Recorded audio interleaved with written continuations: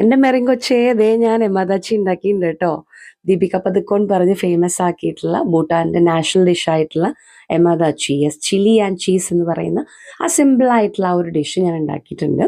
അത് ഉണ്ടാക്കാൻ ഭയങ്കര സിമ്പിൾ തന്നെയാണ്. ഈ ഒരു തണുത്ത ഒരു ക്ലൈമറ്റിലൊക്കെ കഴിക്കാൻ പറ്റിയൊരു ഫുഡ് കൂടിയാണ്. ചോറിൻ്റെ കൂടെയോ, ഞാൻ പാസ്തയുടെ കൂടെ ആയിട്ട് എടുത്തിരിക്കുന്നത്. അപ്പോൾ അതെങ്ങനെ ഉണ്ടാക്കണമെന്ന് നോക്കാം. കുറച്ച് വെളുത്തുള്ളി, പിന്നെ ചില്ലിയാണ് വേണ്ടത്, നല്ല പച്ചമുളകാണ് വേണ്ടത്. ഞാൻ ഒരുപാട് എടുത്തിട്ടില്ല, എനിക്കങ്ങനെ ഒരുപാട് എരിവ് അത്രയ്ക്ക് ഇഷ്ടമല്ല. അപ്പം അതുകൊണ്ട് ഞാനൊരു 3-4 പച്ചമുളക് എടുത്തിട്ടില്ല. എന്നിട്ട് തന്നെ എനിക്ക് എരിവ് പറ്റാത്ത പോലെ തോന്നിയിട്ടുണ്ടായിരുന്നു കേട്ടോ.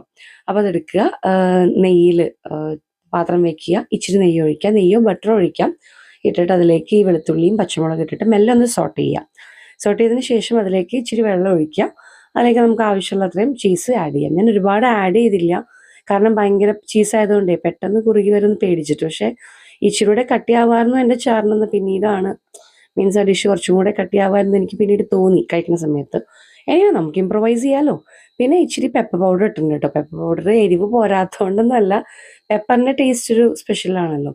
പിന്നെ ഇത്തിരി കളർ ആയിക്കോട്ടെ എന്ന് കരുതിയിട്ട് ചില്ലി ഫ്ലേക്സും മുകളിൽ വെറുതെ തൂവിയിട്ടുണ്ട് കേട്ടോ. എല്ലാം കൂടെ വന്നിട്ട് എരിവിൻ്റെ മാസ്മരികതയായിരുന്നു. ഇനി കുഴപ്പമില്ല, ഞാൻ സേവറിറ്റിൻ്റെ പ്ലെയിൻ പാസ്തയാണ് എടുത്തിട്ടുണ്ടായിരുന്നത്, ബോയിൽ ചെയ്തിട്ട്.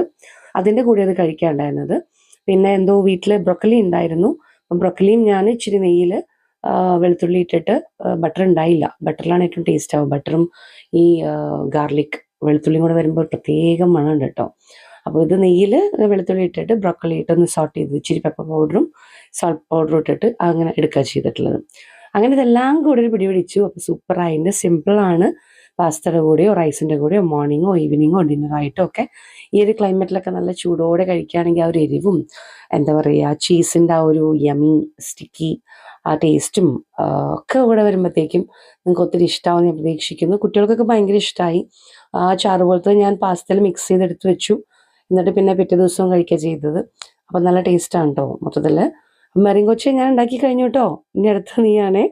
ഓക്കേടാ, ബൈ, ടാറ്റ, ടേക്ക് കെയർ.